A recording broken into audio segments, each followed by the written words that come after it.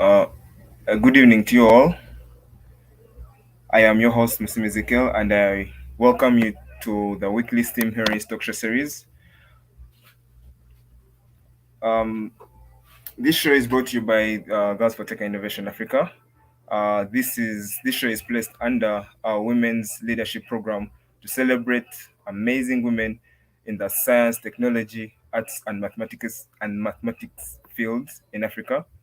And the major aim of this program is to motivate young ladies and men to embrace the career in STEM fields in Africa. To our viewers on our platforms, feel free to comment, like, and share this event to your family and friends as you help us inspire and motivate more people. Today, the 19th August, we are glad to welcome a special guest, Mrs. Rhydal Esi Eghan. She's a doctor in mathematics, an educator, and she's joining us today from Kumasi, Ghana. And together we'll be discussing about STEM impact on our educational system. Thank you for joining us today. Thank you very much, Essie.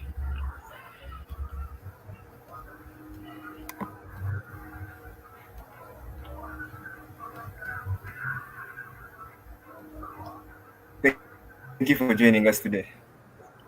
Yeah, thank you for the invitation too.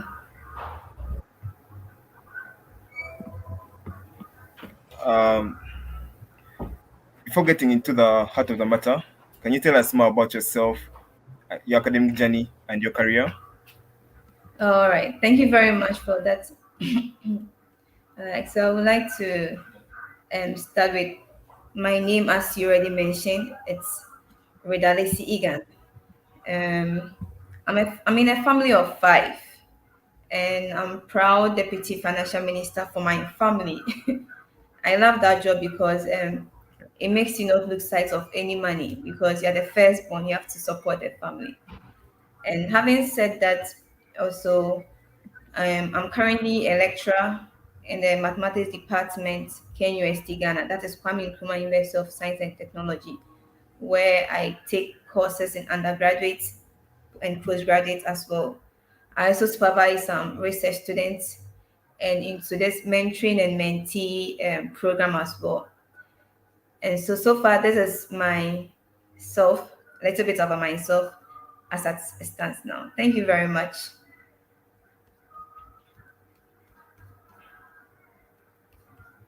That's really interesting. Um, so today's theme is about the STEM education and how it can boost the Mhm. educational system. We often hear about STEM. Uh, can you tell us more about STEM education and how you are personally related to STEM and how it can boost our educational system? All right. Thank you very much for that. Okay, so we initially had the word STEM without A. That is the STEM, which mostly has to do with the teaching approach in a combination of the science, technology, maths, and engineering. But now we have the STEM with the A inclusive. That is the extension into arts, trying to expand the attributes of science in art. So in that case, we are trying to look at how we can establish links between all these disciplines for problem solving or real world solving. So in my field or a personal gain, I'm in mathematics, and I did a little bit of computing during my PhD program. And it's been great and interesting because I get to teach engineering students, I get to teach optometry students, environmental students, and some mathematics students. So in that case, I try to understand the math I'm teaching them in that field because they're also part of the STEM. And I try as much as I can to let them appreciate the role of mathematics in their field of discipline. So I give them more examples of engaging activities with respect to the course I'm taking them through. And so I feel like I'm contributing to STEM and its related applications in that regard. But we know there's no doubt that we are advancing in our economy due to the challenges we face as humans. And so therefore there's a need for STEM advocacy in terms of data science, because now we have people working with large data samples. It can be from the health sector looking at genetics. It can also be from the financial sector looking at pricing of goods as they increase every day and they come in large quantity. We can also look at where robotics comes in because people create machines to aid in humans' activities. All this is an advancement of the STEM. And so I believe that when there's a right education and there's a right motivation for people to be engaged in the STEM activities in their various schools, it will help us to care about economic issues and also help our students to solve real life problems. Now, without the applications of the STEM we do, mostly in our education system, it is memorization. We learn the thing and we pass, and we get to the industries and we are faced with real life problems and we don't even know how to cater or solve the problem. And that is the issue I have when it comes to the STEM programs. Because I feel like there's a need for people to have a practical feel of what they do. So we can help solve our own issues as a country with the youth. So that is what I would like to say about the STEM and its objectives.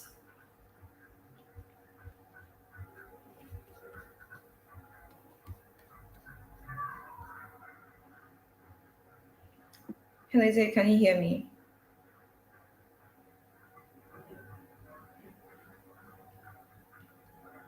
I can hear Hello? you. I can hear you. Yeah. Uh, well, at a young age, for those who don't know, you've achieved a lot. So at a young age, you've already achieved a lot. Can you tell us more what really motivated and inspired you as a woman? We all know that the journey for women is surely not Okay. easy along the way. So what challenge did you encounter along the way to achieve such great status? And how did you overcome these challenges? Okay, thank you. You said as young as I am. Okay, I think I'm old Yes. now. um, No, no, no, okay. no, no. Eh, For what you've achieved, Yeah, it's I think that's really young because people yeah, take a yeah. lot of years to actually achieve. Yeah. Okay, so it just said that at tender age, I was a victim of. I want to be a medical doctor.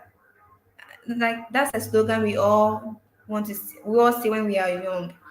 But then as I aged on, I realized that there are three powerful things to move with. The one is passion, what drives you. The second thing is good grades. And believe you me, it's like good grades is the highest factor in Africa to able to move anywhere. And then the third thing is financial support, money to advance in whatever you are doing. So in advancing to mathematics, I was really good in mathematics way back in secondary school. So upon completion, I had to buy forms into a tertiary level. Unfortunately, my maths tutor was able to convince my dad to pursue maths. But Ezekiel, honestly, I was like, mathematics in the university. Like, what do they do there? Like, what am I going to do with maths? All we know is the engineering, the science courses, but maths. I mean, what am I going to do? What's the job opportunities? And then you ask people after math what next, and then the slogan is a lot. But you're not giving specific things what you can do with the math. But it's like a lot. So you just accept that in good faith. And then I had the mathematics to pursue in the university. Now when I came, it was quite abstract for me, but we strive through. God being on our side, we strive through. And then I had a scholarship to pursue my master's, also in mathematics. Now that is where the challenge started because now you're on your own. That's where you face the real mathematics. You have to understand the maths you do. And then I was in a class of 15 with I'm the only lady in the class. So 14 guys, the only champion lady. And you have to fight through because you can't be at the bottom so that people will be like, oh, because you're the only lady, it's fine. I didn't want that because I had to either be up with them or at least I should be somewhere. I can't be at the bottom as the only lady in the class of 14 guys. So I had to now use the guys to my advantage. I had to make sure I go to them to explain things for me and also try to get the knowledge they have. Because I have the slogan that seeking for help doesn't mean you are weak. It just shows how motivated you are to know something. So with that, I was able to go through the master's program. And funny enough, right after the master's, I again had a funding, a scholarship for my doctoral degree. It wasn't because I was a woman. It was because of the energy I put into my research work during the master's program, and then the seriousness I showed. So I got a scholarship to pursue the PhD program. And with that, anyone who is into PhD program or anyone who is out of the PhD program will tell you that it's a whole world on its own. It's a whole emotional drama on its own. It comes with its own challenges. At a point, I wanted to get to my supervisor's office and go like, hey, I quit this day. I'm quitting this minute. I'm quitting this hour because it was quite difficult when you are trying to get a result and you're not getting it. It can be frustrating. But my supervisors helped me out with a kind of motivations here and there.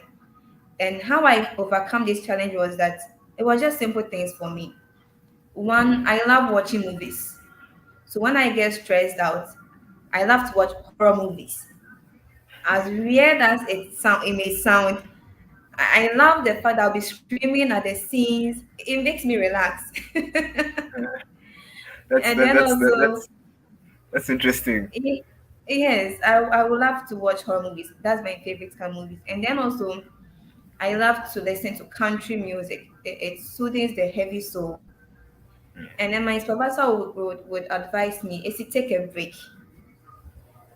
Now, taking a break doesn't mean traveling. No. Taking a break means pause with the work you are doing and just relax. So at a point in time, I leave my laptop, my books, everything that has to do with academics in the office. We had a research office. I can leave my gadgets there for a week and be in the room, no work, because I need to relax. So that's the three things that worked for me. I couldn't do anything much aside that. And that really helped because I find myself in mathematics, I'm solving for y, x, pi, square root of 2, and all that. It can be very frustrating. So that's how I managed myself. In that case, when you come back to the work, it makes you focus and get insight of what you are doing. So relaxing, watching movies, and listening to good music. That did the magic for me. So that is Ah, that me. that's really interesting because most of us, when we want to relax, the first thing that comes to our mind is music and movies Yeah, and yeah, all those other things. But I'm really surprised that even in the class of 14 men, you are yeah, able to actually, go past that yes, barrier of seeing them yeah, as the dominators and just be able to focus on your goal, which is really interesting. Yeah. yes. Well, moving on to the education sector, how do you Okay. think our educational sector can benefit from STEAM education, and what policies would you think can be put in place to facilitate the inclusion of STEAM education in the educational system? Oh, okay. And thank you for that. When we look at our STEM and then the kind of numbers we have when it comes to males and females, it's just obvious. Now the question has to do with the policy making. What is the way forward? So I believe that to make it lucrative, we need to recruit more facilitators and then organizing some STEM clinics, as we do here in my faculty. We organize clinics and then camps where we get these young girls in secondary schools to come and then know what we do with STEM activities. They are really engaged in practical aspect of it, not the learning theory aspect. So that is one thing we do. So I think other people can also take it up. And then also we have competitions. Here in Ghana, we have national science and maths competition. But my issue with that competition is that it's more of the theory, true and poor. You are being asked questions, you answer, and then you are done. But I believe that there should be a point of competition where people are asked to really build something, show for the practicality of what they've learned. And that will be the best competition we can do. And then also, I think most attention is on our students. And I believe that some attention should be on the teachers or the we the trainees, because we are the one delivering. If we are not well equipped, what do we give to the students? So, in as much as we organize clinic and stuff for the students, there's also a way for us to organize the same training for we the tutors to know the new and improved ways of teaching the STEM programs. We need to be educated of the modern ways and the methods for teaching the STEM programs to make it interesting and engaging to our students. So that's the two things I would like to talk about in this question, for the students and also training for we the tutors to able to facilitate these things. If you like take a closer look into the educational system, you do actually do find out that most Mm-hmm. of the education system in Africa is mostly theory, and they Yes, exclude the practical bit. And I believe that the exactly. practical bit is actually really important, Yeah, yeah, exactly. for us to actually achieve. Yeah, Appreciate yeah. the STEM So I program. think yeah, I think institutions should actually like take a deeper look into the practical equipping, the teachers, so that they can be able to do their work better. And I believe that Yes. would be work very well. Any So support the what do you teachers. think? Yeah. So what do you think? What do you think is the major challenge facing STEM education in Africa? And why are so many African girls, especially the women, why are they not interested in the field of STEM?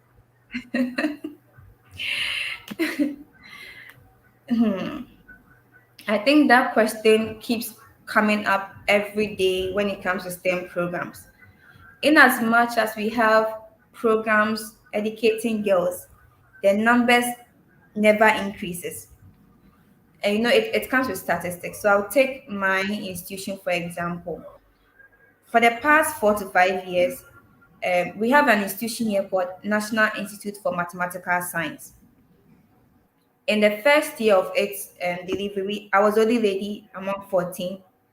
The next 2 years after the program, we had three ladies with 11 guys. At least it has improved, but the ratio, there's still a vast difference. And then in 2019, that's 3 years later, now we had four girls, seven boys. The numbers are increasing, but they are not really encouraging. And that is clearly statistics for us to know that indeed there's a gap. Now, Ezekiel, there are so many reasons why women are not taking up STEM courses. But I will take just one. That is the root cause. In that, we have the myth that men are smart when it comes to using the brain. We believe that the guys are good to apply their brains, and then we girls are good with our skills. It can be our hand skills, and that is fine. So, but research has shown that there's no difference between the way a man's brain work when it comes to being smart and a woman. So until we tackle that destructive mentality that I can also do it, we will do all the campaigns we can do. The ratio of women will never increase. You can give them the books they need. You can give them the tuition fee they need. It will still not change. They will drop. It has to do with their mindset. So that's why I said there are so many courses, but the root of it is our mindset. Until we change the perspective that women can also do engineering, women can also pursue computing, not to be scared of it. Women can pursue mathematics. That is the only way to go to change the perception. And that is why women are not taking up the STEM courses. That's just the root cause of it. That is my own point of view. But So there has been so many education and empowerment of women to take up STEM courses. But we still so how so do we we don't see any changes. so how do we really tackle that, if we're trying to tackle the roots, that Mm-hmm. is to say their mindset? do we Yes. do we like engage them when they are really really young, so they can see it in a different kind of way? Or like, Yeah. how do we go about, or do we talk to the parents to So talk to them? Mm, all right. So when it comes to the classroom aspect, I would advise that we the tutors, like what I personally do, is to always call out ladies to answer questions in class, in the mathematics class. I always call out the ladies to answer the questions. And then when they are wrong, I find a way to correct them. And because they know that for this woman, when she comes to class, she's on with the ladies, what would they do? They will have to pick the things I'm teaching very fast because they know I'll never ask the guys. I would always be on them. And my reasons for them to show interest and for them to know that they can do it. So when we do that, when they see the engineering course problem on the board, they see the science problem on the board, they wouldn't get scared. They'll be motivated to try their hands on and do it. So that is the way to help them out. The talking will not be enough, but then the action, calling them to get to do the things they have to do, like what I do personally. And that's a way for them to know that, oh, indeed, I can also solve the maths questions on the board. And they feel good when they do that. And I see it really helps them. So I think we can pick that up. And yeah, and we've actually seen some really great women who have actually taken up, who have been successful in the STEM field. Uh, Me Yeah. personally, I thought, them seeing these, women, you as an example, I thought that it would actually like boost them so they can actually be able to, go through. But still, the ratios are still low, and it's a bit, Yeah. Yeah. Yeah. yeah, It's yeah, yeah, it's discouraging yeah, it's this guy. with So all what do the you think? money pumped in. So what do you think the future for women in STEM? How what do you think it's like? All right. So with everything we start from one and we get to two. It's a gradual process we are all going through. We don't expect to see a change in the next year or 2 years. So the few ladies that we have, we need to mentor them. Like myself, I had mentors who worked with me, encouraged me because I would have dropped. At a point, I would have just quit and then find something else to do. So in that case, as you said, we have great women in the STEM programs in branches of STEM. So now they have to mentor we the young ones, or we also have to mentor those below us.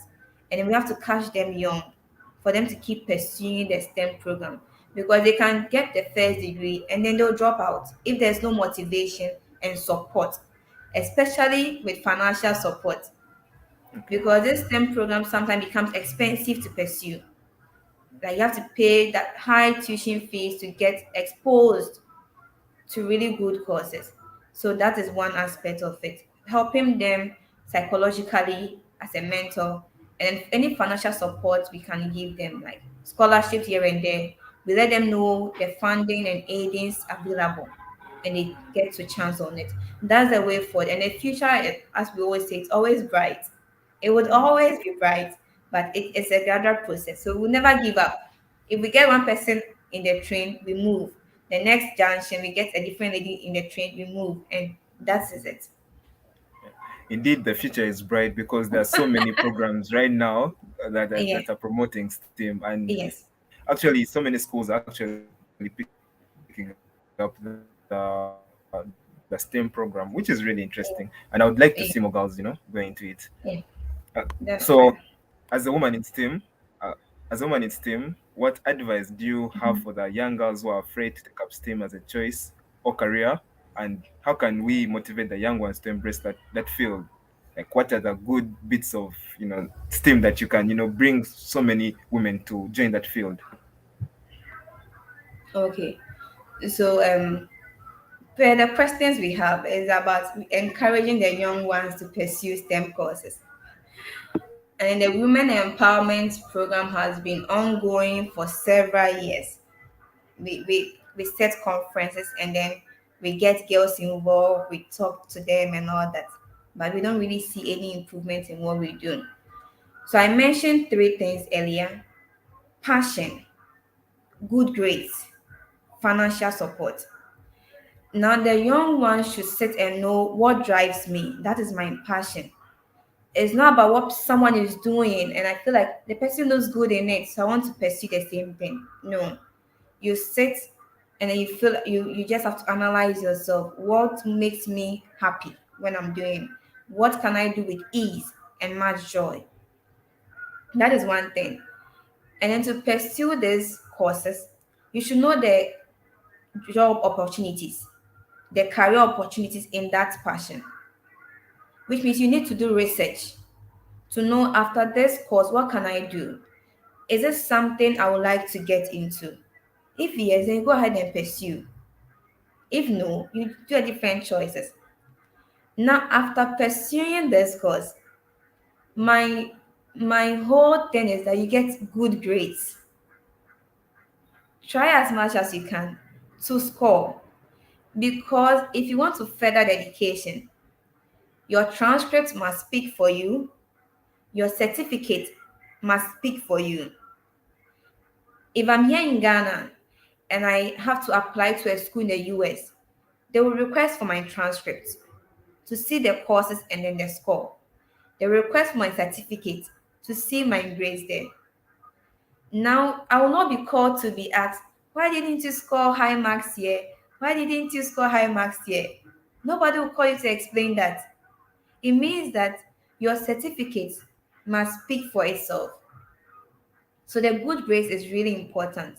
Do all you can to get a good grades, and then it would pave the way for you. And then my advice is that we shouldn't be scared to even make mistakes. I think that's another issue with we the ladies. What if I go and it doesn't work for me? What happens? I think mistakes is a way of relearning and knowing so many things about the things we do. So we shouldn't feel so bad when we fail. When you feel like pursuing this thing, chase after it and get it done. And then get mentors. I expect a young lady to get mentors that will help them to know the right choices to make. Because at a point in time, you get confused of the actual thing you do. And you need people who are already here to hold your hands and nurture you through. So that will be my advice for the young ladies. Pursue the course you want, get good grades, get mentors, and don't be afraid to make mistakes. Embrace them and learn from them. Okay, I hope the young viewers out there are listening very well, because that's some great piece of advice. What about Yeah. those who are already in the career, like who are already in the field and they're about to give up? What piece of advice do you have for those? For the giving up, you can't do away with it. It comes once in a while because of the frustrations, the headaches. Yes, but we can never quit. Quitting is not an option. So when it comes to that aspect, you talk to whomever you perceive as a mentor or whoever is leading you on. Please don't sit in your corner and keep crying and then the longer you quit. No. Talk to people. Let them help you out. There's always solution for every problem. Your problem might not be different because we all went through that aspect when we wanted to give up. But we had these people coaching us, encouraging us, showing us the way, showing us solutions to the problems we are facing. And we made it. So those in the pipeline trying to quit, please don't. Talk to someone who you think can listen to you and help you out. Well, there you've had it. The woman who is in the field has told you not to give up. So me Yeah, personally, I've been enlightened, and yeah. as a teacher of STEM, I'm going Mm-hmm. to try more and in involve the young girls The so they young can, girls. the Yeah. questions, ask them more Yes. questions, and Ask them so more they questions. can, yeah. It makes Uh, them feel confident in yeah, class. yeah. Yeah. Yeah, I think that's the only way for now to move forward, as we also give them Yes. the financial support and Yes. motivate them and bring up more STEM programs. Yeah. Um, I hope our young viewers have been also inspired and will I take in hope your so. words so that they develop themselves and can be better at what they do. Would like to see more of you. Would like to have more, heroines here on the show. Okay. Would have plans of bringing in young heroines on the show. So I hope they are really, really inspired. And I on hope so. behalf of God, yeah, on behalf of Girls for Tech and Innovation Africa, I thank you so much for joining us Okay. today. Thank you for the Uh, invitation too. and you're welcome. You're welcome. And thank you for your insights and your wise wisdom, your wise advice. And I really hope that everyone has taken this positively and not in a negative kind of way. No. To our viewers, to our viewers, feel free to like and comment and share to your friends and family so that we can, Okay. reach and inspire more girls and the youth More so girls. they can, yeah. And you can also subscribe and follow us on our social media platforms to watch more Okay. hearings and Okay. that we have hosted. Thank you for joining us today. Thank you so much. Thank you too for the invitation. Have a good evening and I too.